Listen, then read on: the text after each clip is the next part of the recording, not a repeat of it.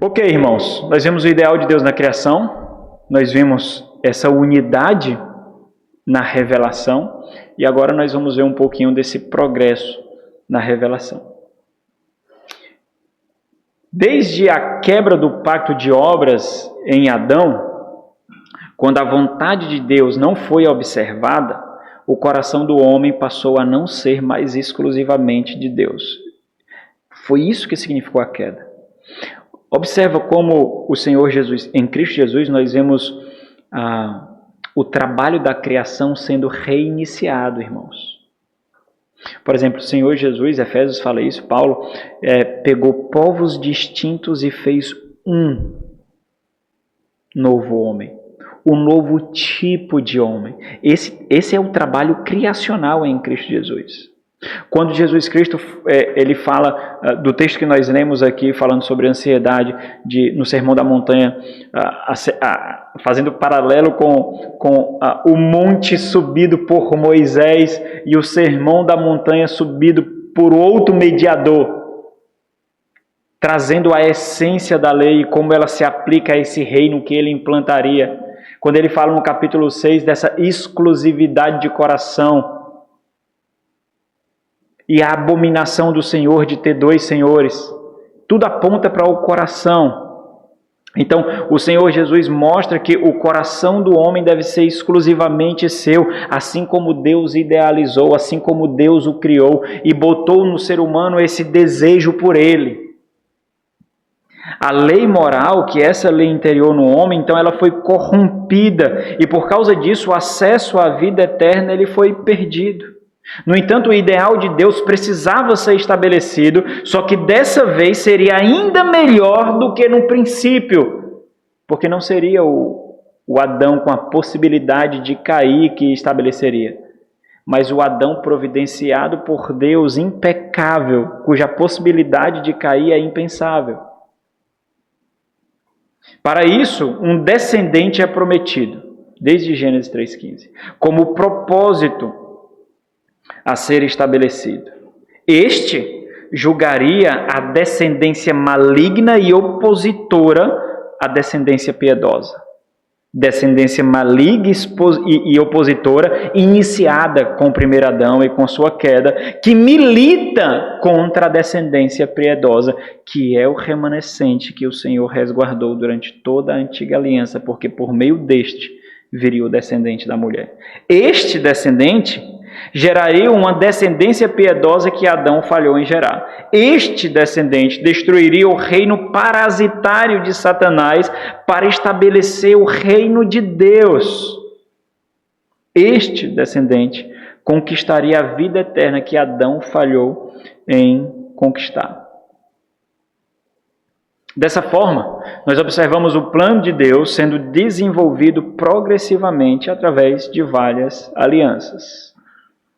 A aliança noética, a aliança abraâmica, a aliança mosaica e a aliança davídica. Então nós temos todos esses textos que são textos pontuais sobre essas alianças, esses pactos realizados por Deus.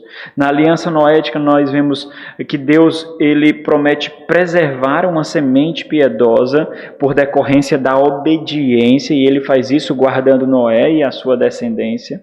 Nós vemos a aliança abraâmica que aponta uma descendência natural da qual viria essa descendência espiritual. Paulo faz essa ligação escrevendo aos Gálatas, e não falando de uma descendência como se fosse muitos, mas de um descendente como sendo um só, Cristo Jesus. Depois ele desenvolve esse pensamento, dizendo que todos aqueles que estão em Cristo Jesus são co-herdeiros com Ele.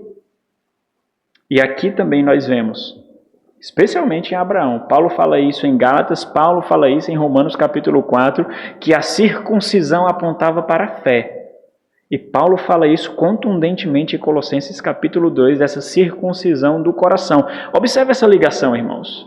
Quando nós pegamos o Novo Testamento e colocamos ele como luz para ler o Antigo Testamento, nós entendemos adequadamente os símbolos, os sinais, as sombras, os tipos que tinham. E é isso que nós fazemos. Se no Novo Testamento nós vemos o ápice da revelação, significa dizer que ele é a luz por meio da qual nós devemos ler o Antigo Testamento. Quem faz essa descontinuidade entre os testamentos, entendem que o Antigo Testamento, o Novo Testamento, apesar de ser o ápice da revelação, nesse progresso revelacional, e ainda resguarda aspectos da antiga aliança que devem ser cumpridas de fato.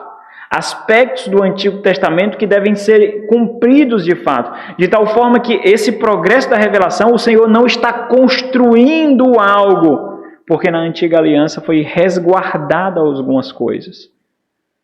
Quando isso acontece, nós entendemos que a igreja não é o ápice de ser povo de Deus.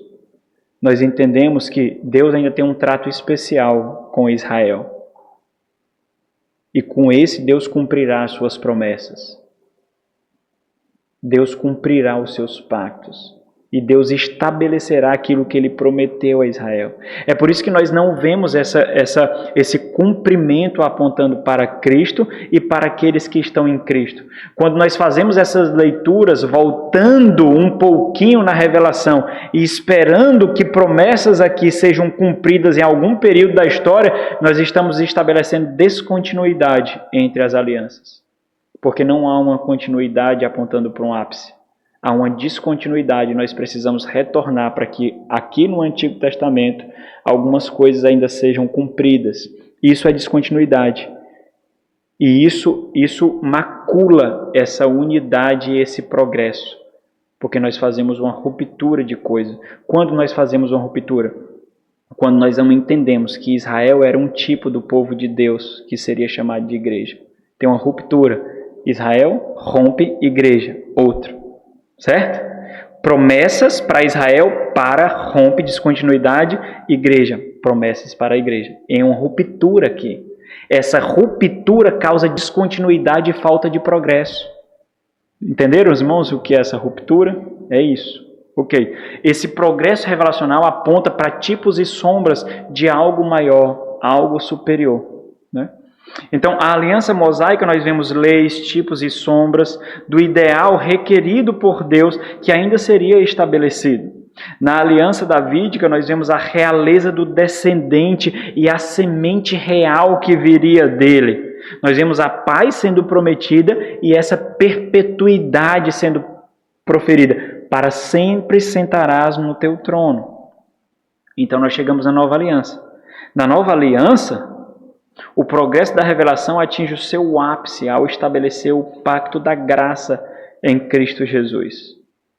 Ao cumprir a promessa dada à mulher em Gênesis 3,15. Assim, ele revela e cumpre a lei moral. Aquilo que Adão falhou em cumprir, Jesus Cristo cumpre. Aquilo que a lei moral essa que foi sumarizada nos 10 mandamentos. É por isso que ele é o nosso descanso.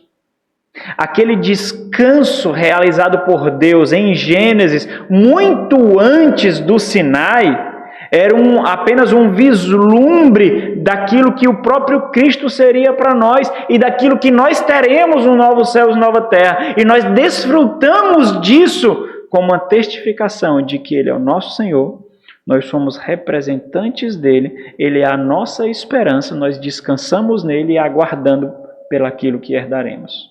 Então, o quarto mandamento, irmãos, ele, apesar de ter sido institucionalizado no Sinai, ele é criacional. Ele é muito antes de Moisés, muito antes de Abraão. Deus fez para servir de exemplo para nós, para que nós fizéssemos também. Jesus Cristo é o descendente da mulher. É a descendência de Abraão, é o descendente de Davi. É superior a Moisés, que realiza a circuncisão do coração.